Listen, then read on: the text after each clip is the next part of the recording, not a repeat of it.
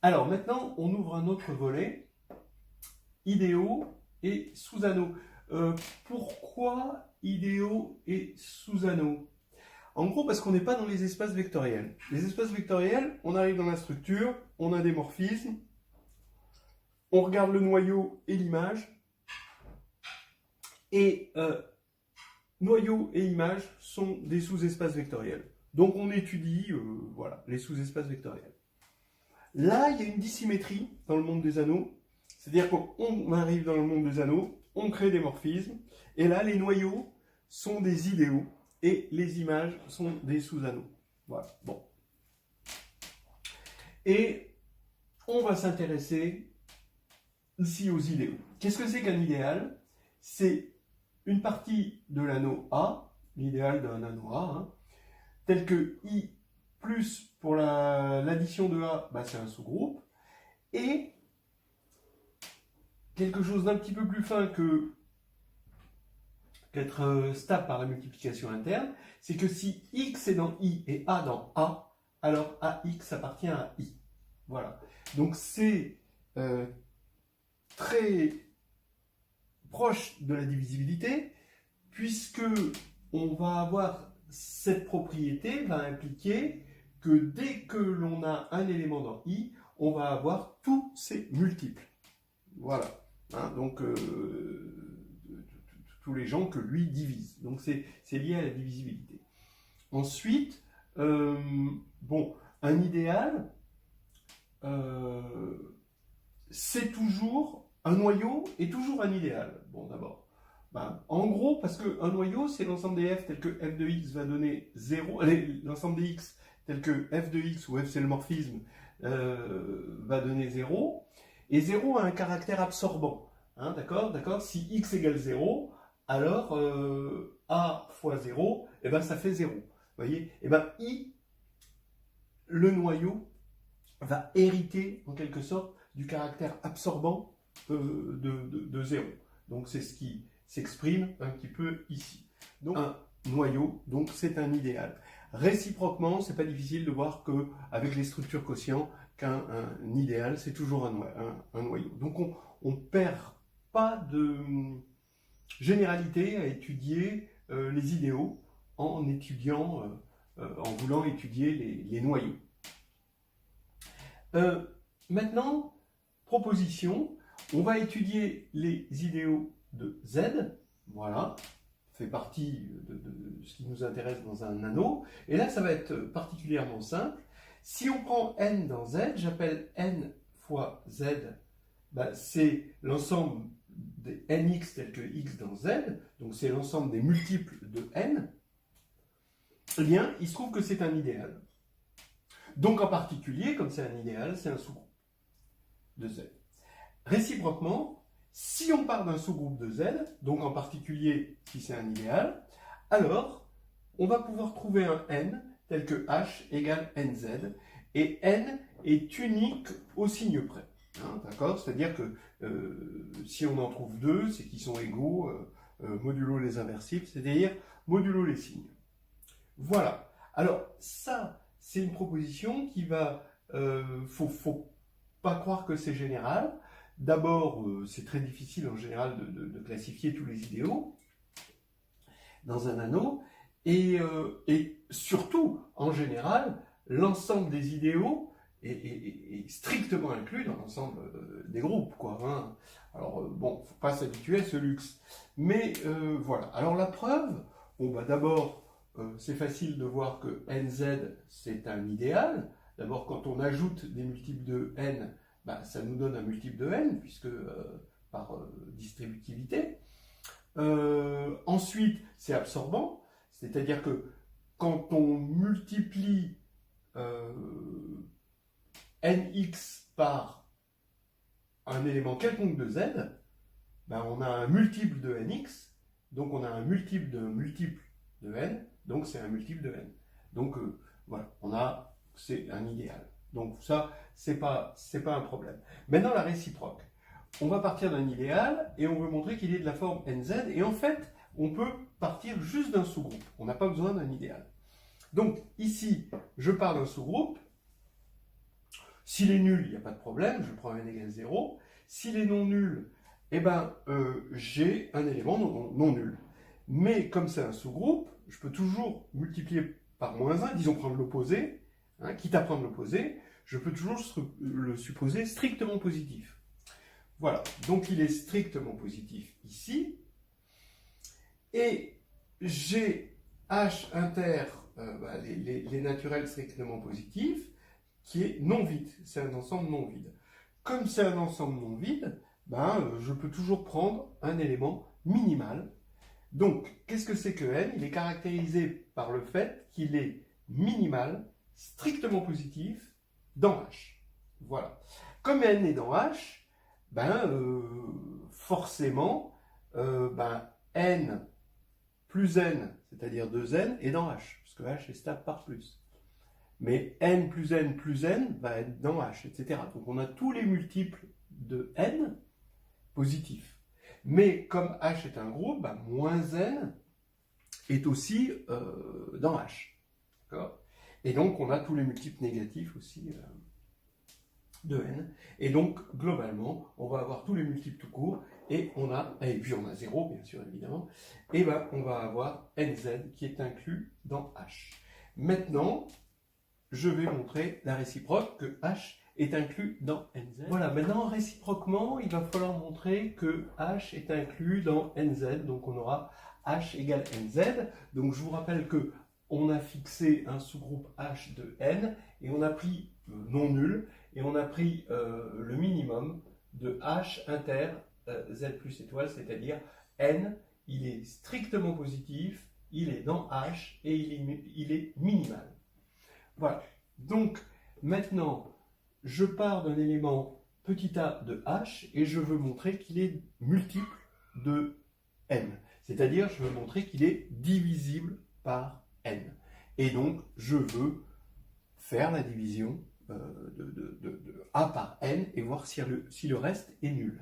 Donc ici, c'est le critère de divisibilité. Donc ici, on a a égale nq plus r. Ça, c'est ma division euclidienne, avec r compris entre 0 et n a priori, mais a posteriori, je veux que r soit nul. Mais comme n est dans H, d'accord, c'est un min, donc il est dans H, on a vu que comme n est dans H, nq est dans H, tous les multiples vont être dedans, hein, on l'a vu par un processus additif et soustractif, on va avoir nq dans H et a dans H, d'accord? Donc la différence est encore dans H, donc R est dans H. Mais maintenant, R est strictement plus petit que N, et il est dans H, par minimalité, et forcément, il ne reste à R qu'à être égal à 0. D'accord? Et donc on a montré que N divise A. Et donc on a montré ça. Voilà. Donc maintenant on a l'égalité, et maintenant l'unicité au signe près. Je suppose que nz égale n'z, et qu'est-ce qui va caractériser alors je prends n dans z, hein, maintenant, n et n' sont dans z. Comment caractériser, à partir de ce sous-groupe, la valeur absolue de n, hein, d'accord?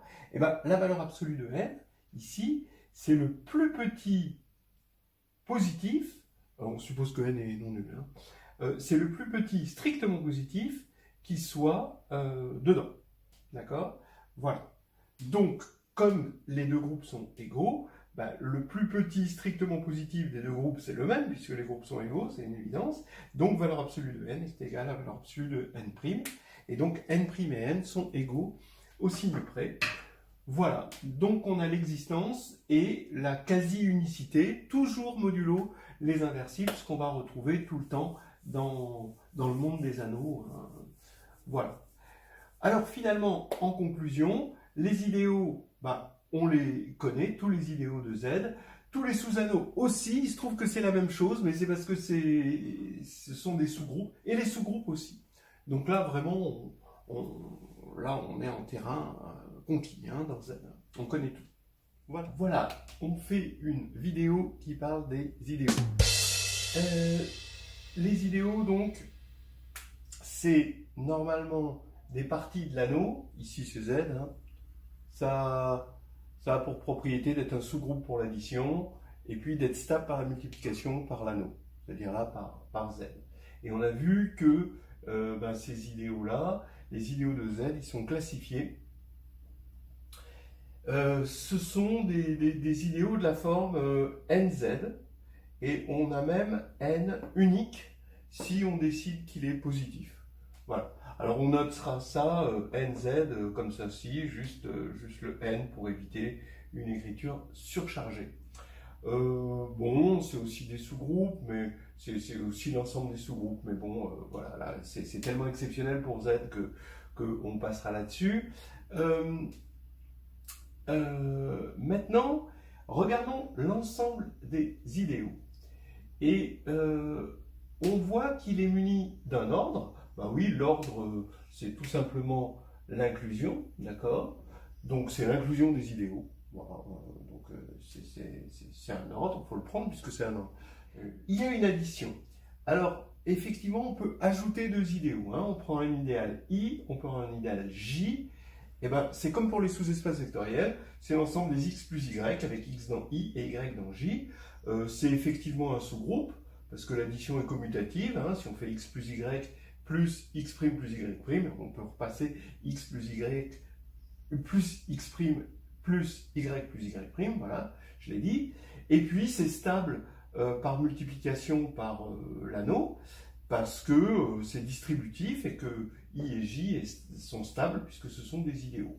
Voilà, donc I plus J, c'est un idéal. Comme on l'a vu avec les sous-espaces, c'est bien de le caractériser. Et la caractérisation de I plus J, c'est que c'est le plus petit idéal qui contient I et J. D'accord? Parce que s'il contient I et J, alors il contient forcément I plus J parce que c'est un idéal, donc il est stable par plus. Et inversement, I plus J contient I et J. Et voilà. Donc tout se passe bien là-dessus. On a aussi une autre opération, c'est l'intersection. Bah oui, ça c'est clair que l'intersection de deux idéaux, ce sont des idéaux. Pareil, on peut le caractériser. L'intersection de I et J, c'est le plus grand idéal qui est contenu à la fois dans I et dans J. Voilà, bon, très simple. Et puis il y a un produit. Alors là, c'est un petit peu plus fin, il faut faire attention quand on fait le produit. Si vous faites le produit, juste le produit, bon, pour Z, tout est trop simple, tout marche bien. Mais en général, ça ne marche pas. Si vous prenez juste les produits, vous remplacez plus par multiplie ici, en général, vous n'avez pas une définition d'idéal parce que vous avez du mal à montrer que c'est un groupe pour l'addition. Donc on prend la somme des xk, yk avec xk dans i et yk dans j, et ça fait un groupe, et après un idéal, c'est clair. Voilà, alors donc je vous rappelle que tout idéal de z est de la forme nz, qu'on va l'écrire comme ça, n entre parenthèses, et que n est positif, va être unique si on le choisit positif. Voilà, alors voilà un tableau sur pourquoi les idéaux de z correspondent au nombre. D'abord, donc ici, l'idéal, on lui fait correspondre à un unique nombre n. L'inclusion maintenant, puisque c'est ordonné, deux idéaux sont inclus l'un dans l'autre si m divise n, d'accord? Alors ça, c'est un adage qu'il faut tout le temps avoir en tête. Avec le problème avec l'ordre, c'est que ça va pas dans les deux sens, donc c'est bien de se faire des systèmes mémotechniques pour pas se perdre, parce que des fois, on ne sait pas qui est plus petit et qui est plus grand. On sait qu'il y a une relation, mais on ne sait pas dans quel sens. Peut-être un peu de dyslexisme, je ne sais pas, mais ça fait du bien de savoir que diviser, c'est contenir. Vous voyez, lui, il divise, m divise, et là, c'est contenir. D'accord ? Et c'est logique, hein, parce que si m divise n, alors tout multiple de n est multiple de m. Donc ça, c'est inclus dans ça. Voilà.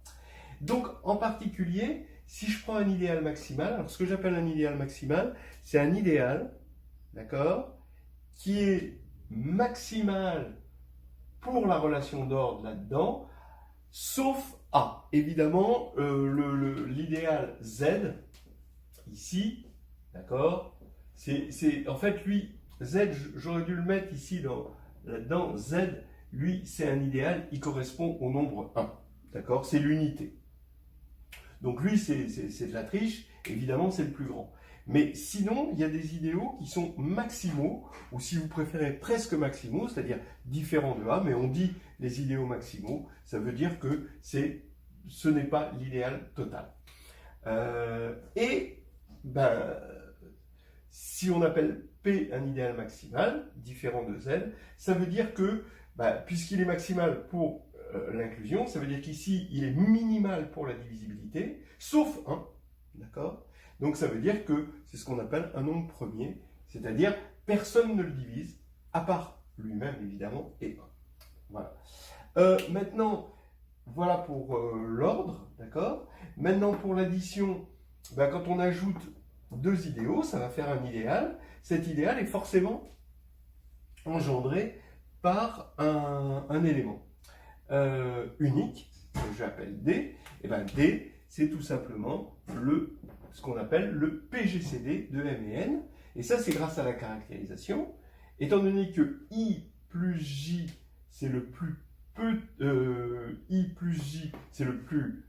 petit idéal qui va contenir I et J, d'accord? Ça va vouloir dire que D est le plus grand pour la divisibilité, d'après diviser c'est contenir. D est le plus grand pour la divisibilité, nombre qui divise à la fois M et N. Voilà, vous traduisez juste les choses comme ça, c'est vite fait. Maintenant, vous prenez l'intersection M inter N. Donc c'est l'idéal engendré par M inter l'idéal engendré par N. C'est un idéal, donc il est engendré par un élément que j'appelle mu, qui est unique si on le prend positif. Et mu, c'est ce qu'on appelle le PPCM. Pourquoi? Parce que l'intersection de deux idéaux, c'est le plus grand idéal qui est contenu dans I et J.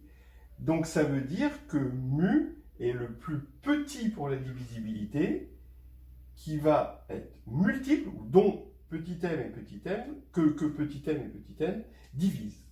Voilà. Donc ça, c'est des choses importantes.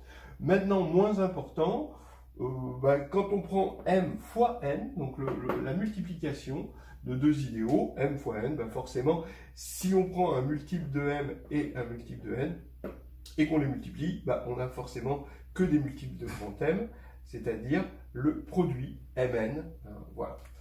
Donc c'est bien d'avoir ce tableau en tête. Comment, à un moment, on s'est mis à idéaliser les nombres et à dire on va plutôt traiter avec les nombres, on va traiter avec les idéaux, parce que les opérations sont beaucoup plus naturelles. On ne sait pas d'où ça vient, le PGCD, le PPCM, alors que la somme, l'intersection, le produit, l'inclusion, tout ça, c'est des choses vraiment naturelles. En plus que l'inclusion, c'est un véritable ordre, alors qu'on a vu que sur Z, on n'avait pas vraiment, la divisibilité n'était pas un ordre. Voilà, donc tout ça, c'est de la pub pour les idéaux. Déjà, le mot est vendeur.